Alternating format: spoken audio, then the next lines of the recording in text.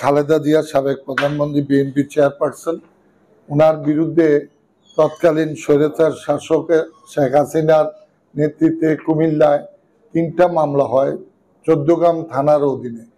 প্রথম মামলাটা হয় আপনার 25/1/15-তে। সেই মামলাটা বিশেষ ক্ষমতা আইনে 15-3-25-D। এই মামলাটা ঢাকা চট্টগ্রাম হাইওয়ে আপনার হায়দারপুর পোলের সামনে একটা ঘটনা দেখায়, এটা ম্যাডাম সহ 32 জনকে এটা আসামি করে মামলা করে এবং 10-15 জন অজ্ঞাতনামা। সেটা তদন্ত হয়, তদন্তে ওনারা পুলিশ চার্জশিট দাখিল করে, পরবর্তীতে মামলাটা রেডি ফর ট্রায়াল হয়ে বিচারের জন্য অতিরিক্ত দায়রা জজ প্রথম আদালতে যায়। সেখানে ওনার পক্ষে ডিসচার্জে প্রেয়ার দেওয়া হয় এবং ডিসচার্জে প্রেয়ারের প্রেক্ষিতে মাননীয় আদালত সকল কিছু বিবেচনা করে